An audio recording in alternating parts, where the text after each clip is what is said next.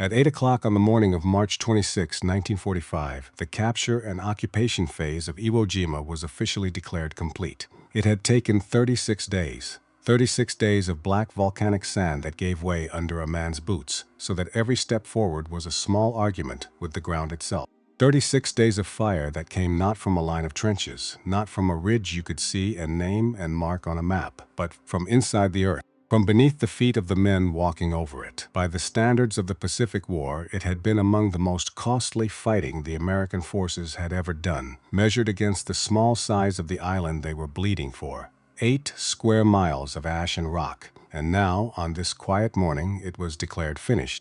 The word went into the official record clean and final, the way words in official records always are, secure. Of the roughly 21,000 Japanese defenders and attached personnel who had held that island, only 216 prisoners had been taken by that morning, and many of those 216 were not soldiers at all, but Korean laborers who had been brought to the island to dig, and who had somehow lived long enough to raise their hands. Nearly everyone else was presumed dead or simply remained unaccounted for. 21,000 men, 216 in captivity. The rest, the record quietly assumed, were gone into the rock forever. They were not all gone. Beneath the volcanic stone, perhaps thousands of them were still alive. They were hiding in hospitals carved directly into the rock, in command posts, in barracks and ammunition chambers, and caves that the aerial photographs had never once fully revealed. They were breathing the hot sulfur air of a fortress that had been designed from the first shovelful of ash, so that no one on the surface could ever find them. And they were doing the one thing that fortress had been built to let them do. They were waiting. On the surface, in the daylight, the American Marines were already withdrawing from the island, unit by unit, moving down to the beaches they had paid so much to take, and going aboard the ships. The Army's 147th Infantry Regiment was preparing to take over ground that the official record now called secure, and within a matter of days, the number of Japanese that regiment would kill or capture was going to begin climbing past the highest official estimate of how many enemy were supposed to be left alive on the entire island. The battle for Iwo Jima had ended on paper. Underground, another battle was only just beginning. This is the story of that second battle, the one that happened after the file had been closed and stamped and set aside, the one that most of the histories, then and now, simply leave out. To understand how thousands of men could disappear into a single small island, you first have to understand the man who put them there, and the cold and deliberate mind behind the tunnels. His name was Tadamichi Kuribayashi, and he was, by the standards of his own army, an unusual sort of commander. He had traveled. He had spent time in the United States and in Canada in the years before the war came. And he had come away from that time with a clear-eyed, unsentimental understanding of American industrial power that many of his fellow officers simply did not share. He had seen the factories, he had seen the roads and the automobiles, and the sheer restless scale of the country he would one day be ordered to fight. He did not believe, in his private heart, that Iwo Jima could be held forever against a nation like that. What he believed instead was that the island could be made to cost the Americans so much, in blood and in time, that the price itself would become a kind of weapon, a message written in casualties. And so he prepared the island for a kind of fighting that his own superiors did not entirely approve of. The Japanese doctrine of the period still favored stopping an invader at the water's edge. Meet the landing with everything at once. Throw the enemy back into the surf before he can get a foothold.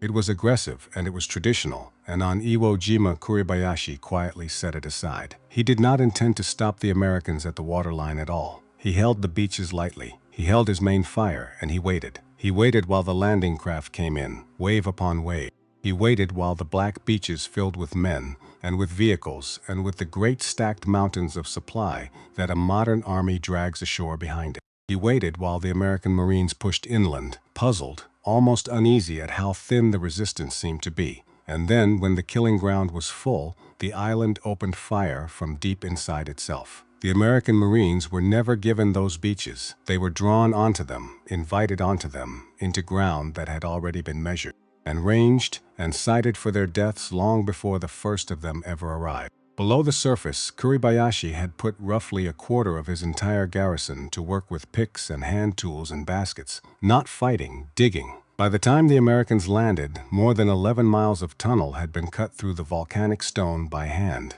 Many of the major command posts, the hospitals, the barracks, and the ammunition stores were linked to one another below ground, part of a far more ambitious network that had been planned on paper but never entirely finished before the invasion came. Many of the entrances turned sharply just inside the opening, a hard angle in the first few feet, so that no bullet and no blast could ever travel straight into the heart of a position, and so that no eye standing outside in the light could see what was waiting in the dark within. Most of the larger positions had more than one way out, or a passage that connected them to the next position over, so that a man driven out of one hole with fire and grenades could reappear, calm and deadly, from another hole 100 yards behind the very men who believed they had just killed him. The entire vast design was aimed at two things, and only two: the eyes of the enemy and the fire of the enemy. Against both of those, it worked better than almost anything the Americans had faced anywhere in the long, bitter island-hopping road across the Pacific.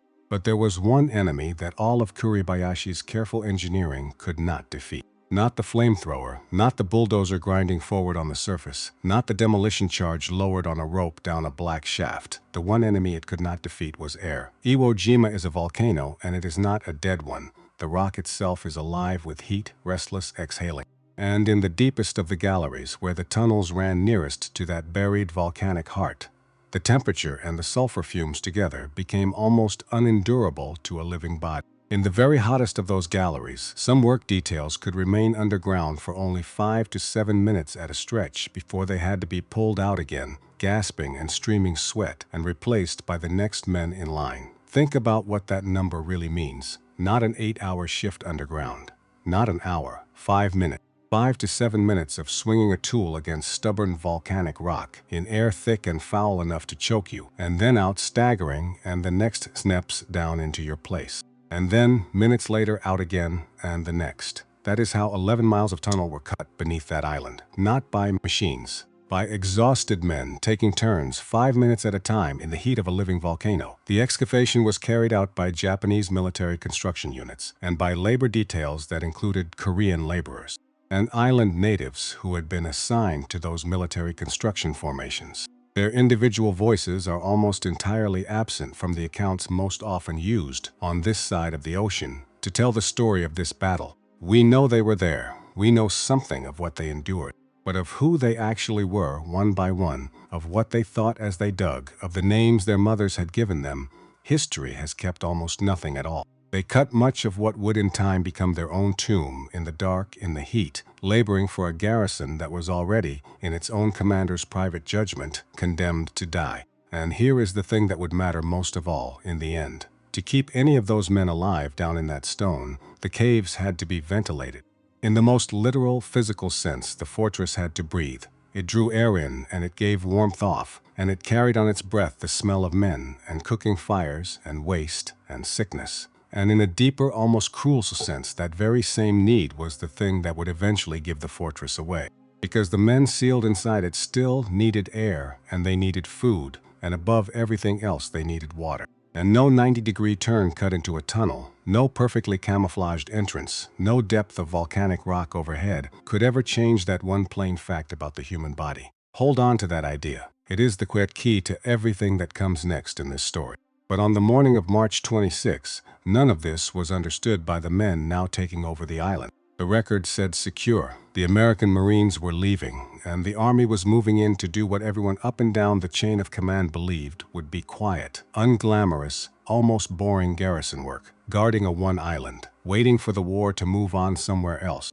The 147th Infantry Regiment arrived off Iwo Jima on the 20th of March and began landing at Purple Beach on the eastern side of the island at dawn on the 21st. Roughly 3,000 men came ashore. On the movement orders they were listed without a shred of ceremony as Task Unit 11. 1, 2, a number, a line on a page, and they were in a real and painful sense an orphan. Years earlier, when the Army reorganized its infantry divisions to be built around 3 regiments instead of 4, the 147th had been the piece left over, the odd unit out, separated from Ohio's 37th Infantry Division and set loose on its own. But do not mistake these men for soldiers who had never seen a war. That is precisely the thing the easy, sentimental version of this story tends to get wrong. After being cut loose from the 37th, the 147th had fought on Guadalcanal. It had bled there. It had done real hard combat alongside both Army and Marine forces in one of the most desperate campaigns of the early Pacific War. Only later did it settle into the long, grinding, unglamorous work of garrison duty, holding places like Emerau and New Caledonia after the fighting there had already moved on to the next island and the next. By 1945, though, the slow arithmetic of rotation and reassignment had stripped away many of its combat-experienced men. Veterans had gone home or gone elsewhere. Fresh replacements had come in to fill the empty boots, and the regiment that waded ashore onto Purple Beach that March morning genuinely, honestly believed that it was coming to guard an island that had already been won and paid for. Its commander was Colonel Robert F. Johnson, and it did not take Colonel Johnson very long at all to begin to understand that something on that supposedly secure island was very, very wrong. On the 30th of March, 4 days after Iwo Jima had been formally declared secure, a patrol from his 1st Battalion killed 2 Japanese sentries standing at the mouth of a cave, and then went inside to see what those 2 men had been guarding. According to a later regimental account, what that patrol found in the cave complex was not the wreckage of a last stand. It was not a handful of starving, broken men waiting quietly to die in the dark. What they found instead was stored food and captured American supplies, and clear, unmistakable evidence that the men living down there were not preparing to die at all. They were preparing to remain. There was American medical equipment underground, American weapons, American ammunition, all of it carried down off the surface at night, quietly, patiently, methodically, while the men above on the surface slept soundly in the belief that the fighting on this island was finished and done. You do not gather and store supplies to endure a siege if you have already made up your mind to die. Whatever the original purpose of that underground store had been, whether it had been laid in carefully before the battle to sustain the garrison or scraped together desperately afterward in the dark by men who refused to give up, it told Colonel Johnson one and the same thing. The occupants of his supposedly secure island were digging in for a long stay. They were not remnants, they were a resistance. He stopped treating the job as garrison duty that very day. He put his regiment onto combat patrols. He set carefully pre-planned ambushes across the broken ground, and he ordered his men down into the close, lightless, terrible work that they would soon come to call cave cleaning. They had landed on that beach believing they were guards on a conquered rock, occupation troops, latecomers to a finished fight. Within days, they had earned and taken a grim new name for themselves.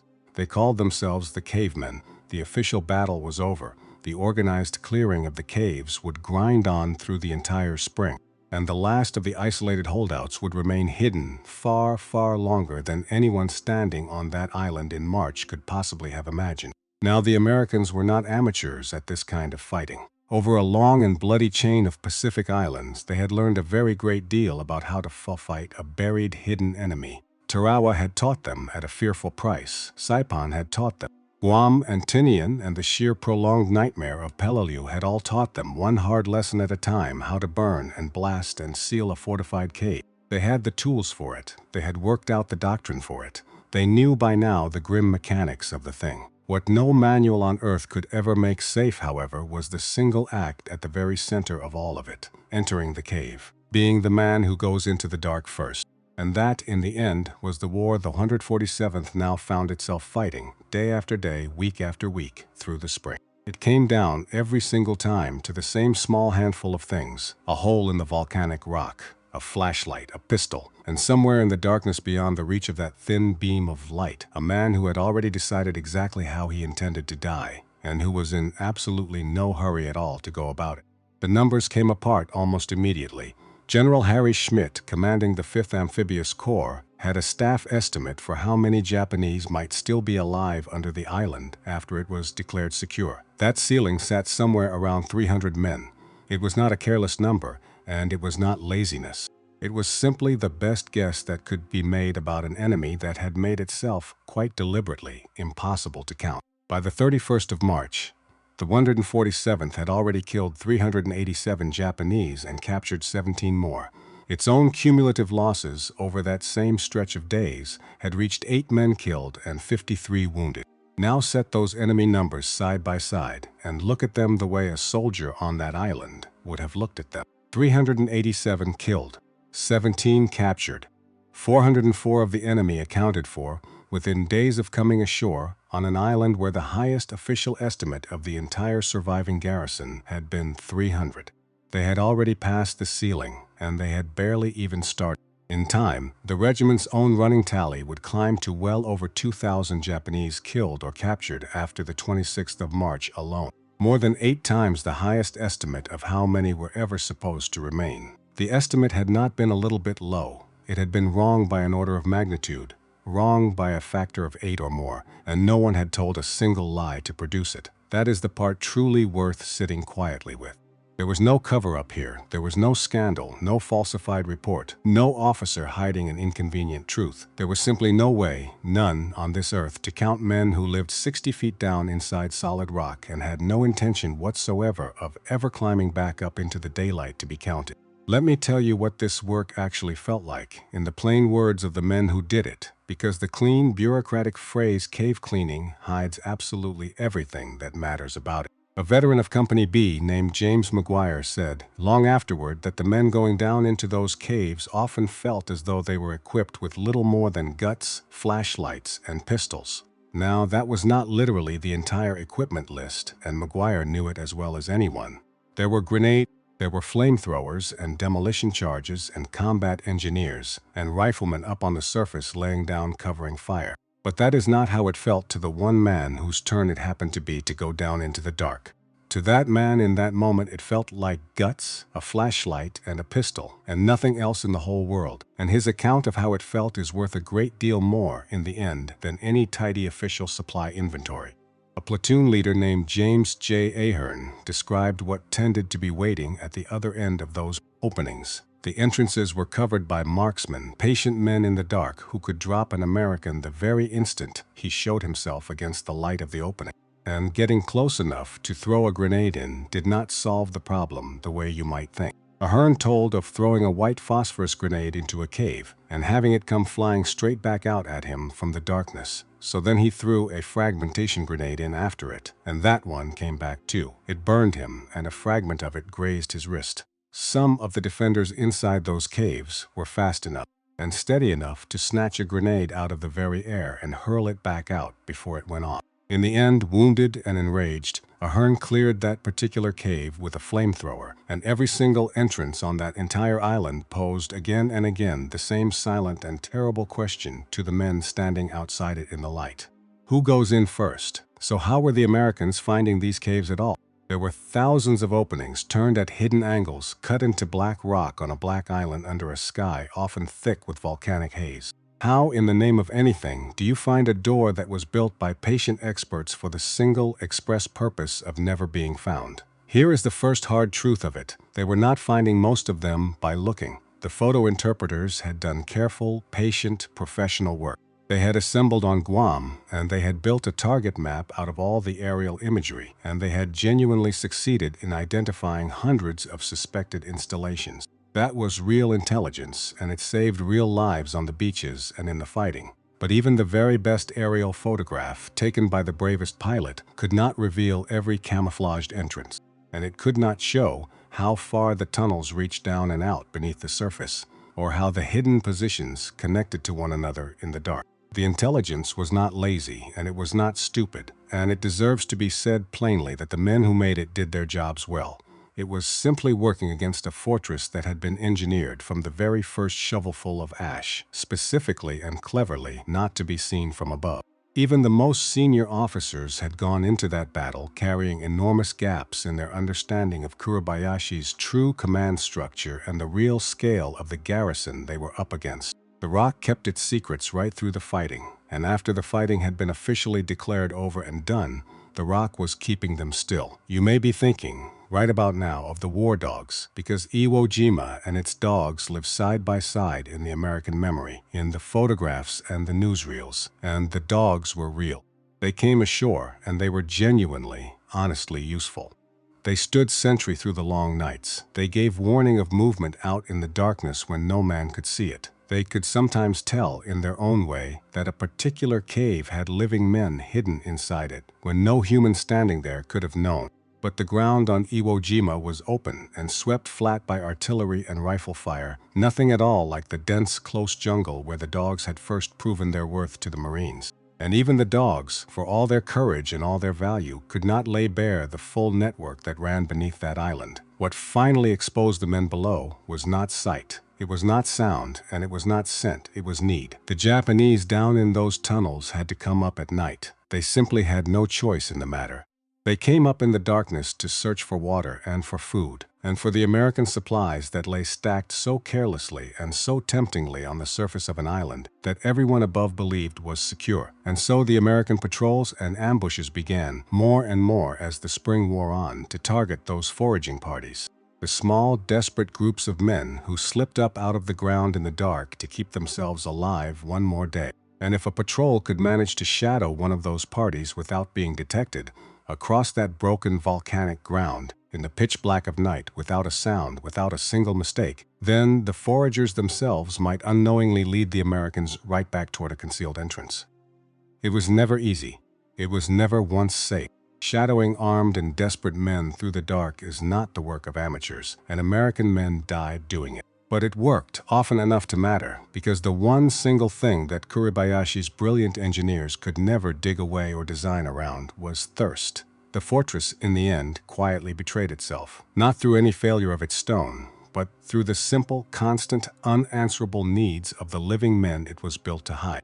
And then there was a second way, and this one is a good deal harder to sit with. Some of the prisoners that the Americans had already taken were brought back to the mouths of caves that they knew, and were used to call out to their former comrades still hiding inside, to name the positions, to beg the men down in the dark to come up and out before they were burned out of it. Their individual motives were very rarely recorded, and it would be dishonest and a disservice to men long dead to pretend that we truly know what was in each of their hearts as they did it. What the plain record shows is only this. Some men who had themselves just been drawn up out of the caves were then turned around and used to help draw out the others, which brings us at last to the din who did the calling, and to one of the strangest and one of the hardest truths of the entire island. The soldiers who walked up to those black openings in the rock and spoke into them, the men whose steady voices coaxed the enemy up out of the stone, and, in doing so, very likely saved a great many American lives that would otherwise have been spent clearing every last hole the slow way, by fire and by blast, were themselves American soldiers. And 3,000 miles behind them, back in the country they were fighting and risking everything for, their very loyalty was a matter of open, ongoing public argument. They were Nisei, second-generation Japanese Americans, born on American soil to immigrant parents. They belonged to the Military Intelligence Service. By the spring of 1946, the Army's wartime language school would have produced nearly 6,000 military linguists, the great majority of them Nisei. Their work, translating captured enemy documents, interrogating prisoners of war, pulling hard and useful intelligence out of Japanese military records, was largely classified while it was actually happening, and much of it stayed obscure and unknown for decades afterward. Consider for a moment how the country chose to use these men, and how it chose to treat them at the very same time. 50 of these Nisei linguists worked out of a converted furniture store in downtown Honolulu, doing intelligence work of real and pressing importance to the war. And the contradiction ran even deeper than that strange detail suggests. When another group of Nisei soldiers reported to Pearl Harbor to ship out for the Iwo Jima operation itself, they were stopped cold at the gate. The sentries on duty would not let them pass through, because to those sentries, the soldiers in front of them simply looked Japanese. White officers had to come down and personally escort their own men through the gate and onto the base. The men that America was trusting to read the enemy's most sensitive and secret documents were not, at first glance, in the first instant, trusted even to walk through the gate of an American naval base. One of them was an Army linguist named Terry Takeshi Doi. He held the rank of technician 5th grade. He had come ashore with the assault on the 19th of February, in the very worst of the fighting. And he went into cave after cave carrying little more than a flashlight and a knife, using his fluent Japanese to talk hidden and frightened and desperate men into giving themselves up rather than dying in the dark. And he kept right on doing it long after the island had been declared secure, on into the tunnel war that the official record barely acknowledges ever happened at all. He was one of several. Technician 3rd grade James Yoshinobu came ashore with the 4th Marine Division at 47 years of age. 47. He was fighting his Second World War in an American uniform, having already fought the first one decades before in an American uniform as well. And Sergeant Mike Masato Deguchi was hit by a mine and died of his wounds not long after the war itself had finally ended. Hold the picture of these men in your mind for just a moment longer. A man standing at an opening in black volcanic rock in the dark, a flashlight in one hand, a knife in the other, speaking the language of his own mother and father into a hole he cannot see into, asking the men hidden somewhere inside it to choose, please, to live. And an ocean away, in the very country he is doing this dangerous thing for, the loyalty of his own family is being argued over in the newspaper, and his own relatives may well be living behind the wire of a relocation camp while he does it. Much of what these men did on Iwo Jima remained classified or simply went unnoticed and unremarked, and the individual names behind the work drew very little attention at all for decades to come. They saved lives on both sides of that darkness, American and Japanese alike,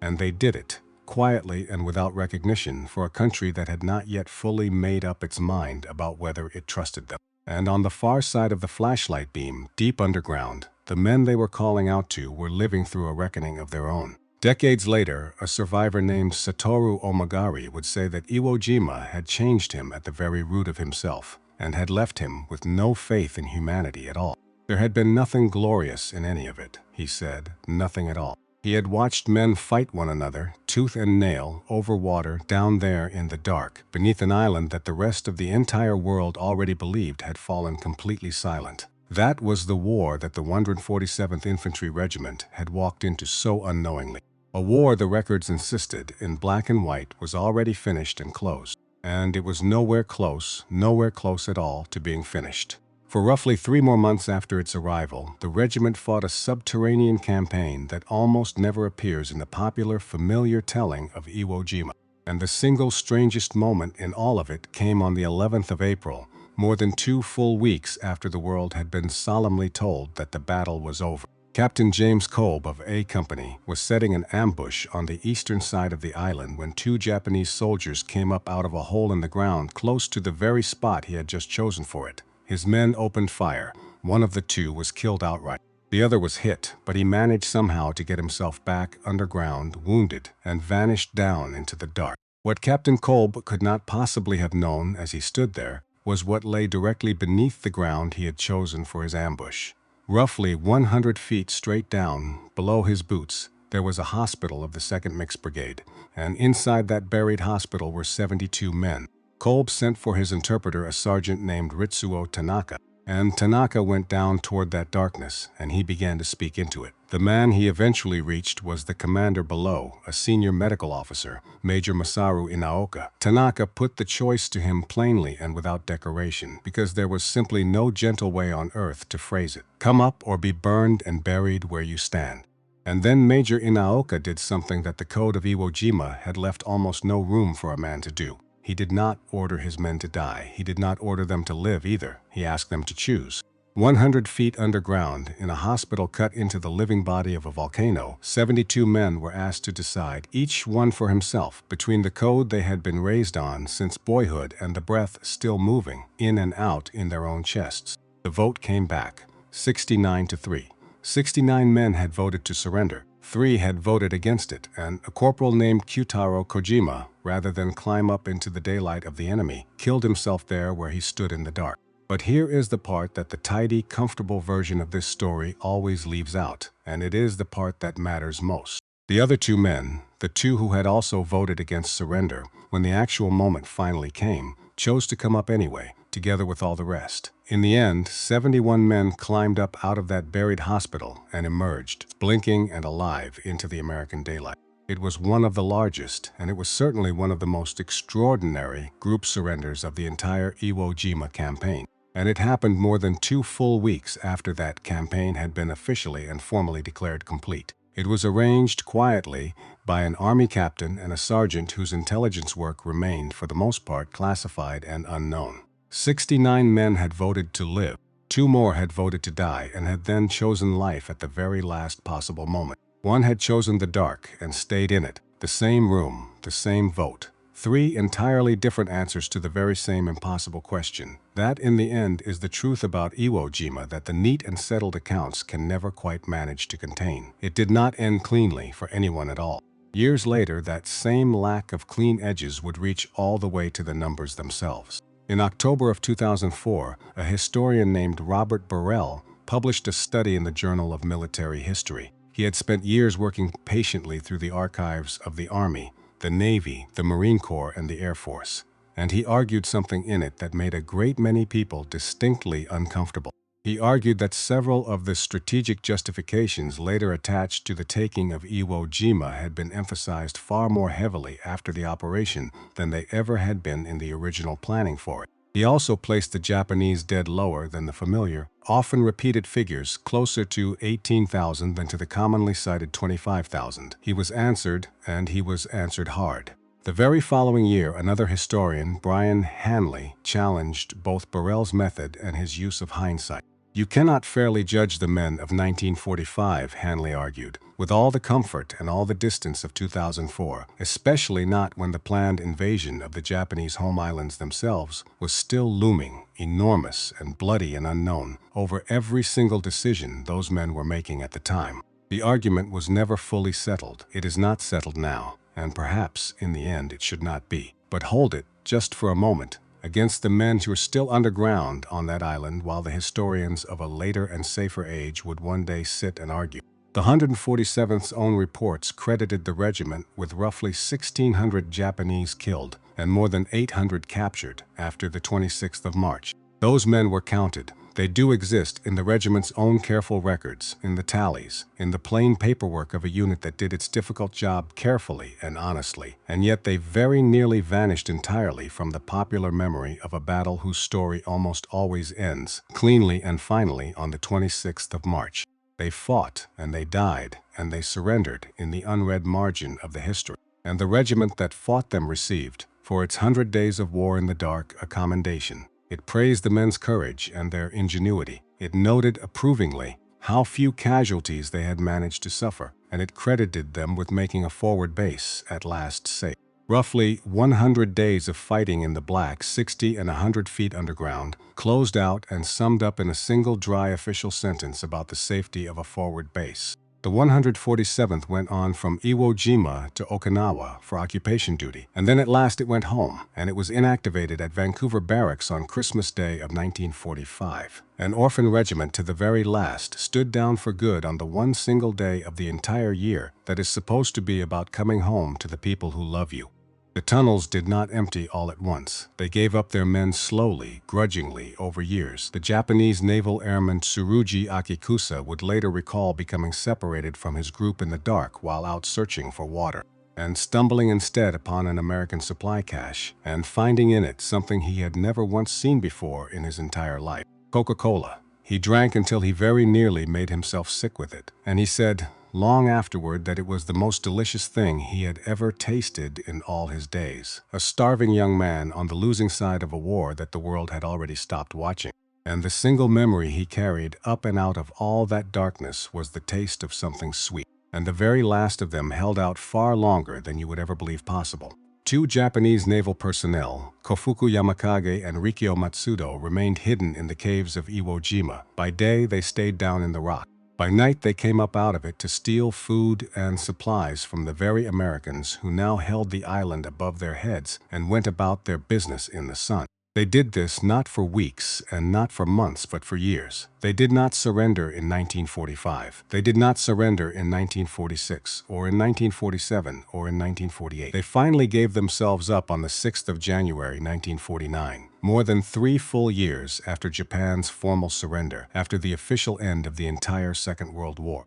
For more than 3 years, they had gone on living, like ghosts, in the rock of an island that the world had very long since finished mourning. So what became in the end of the men with the flashlights, the Nisei linguists who had walked unarmed up to the mouths of those caves, and had spoken the enemy up and out of the dark, and had never once been able to tell anyone about it? Their recognition came late. It came very, very late. It took until the year 2055 long years after the war had ended, for the Military Intelligence Service to finally receive a presidential unit citation for what its men had done in the war. By then, most of the men it honored were old, and a great many of them were already gone, in their graves, beyond the reach of any medal. Then, in 2010, the Congress of the United States authorized a Congressional Gold Medal, the very highest civilian honor that the nation is able to bestow for the Japanese-American soldiers of the Second World War. It was awarded collectively to 3 units together: the 100th Infantry Battalion, the 442nd Regimental Combat Team, and the Military Intelligence Service. On the 2nd of November 2011, it was presented in Emancipation Hall inside the Capitol building of the very same country that these men had chosen to serve at a time when that country was not at all certain that it wanted them. Many of the surviving veterans came in wheelchairs that day or entered slowly on the steadying arms of others. Old men now, all of them at the very end of long lives, finally called forward into the light of a national gratitude that had taken almost the whole of their lifetimes to at last arrive. The original medal entered the Smithsonian's National Collection. It bears the names of the units. It does not bear the names of the thousands upon thousands of individual men whose service those 3 units stood for. At 8 o'clock on the morning of March 26, 1945, the capture and occupation phase of Iwo Jima was officially declared complete. The men beneath the island never heard the announcement. They could not have. They went on hiding and fighting and surrendering and dying, and a few of them went on simply living in the dark beneath the ground that the official record above them had already called secure. The battle for Iwo Jima had ended on paper. Beneath the rock, it had not ended at all.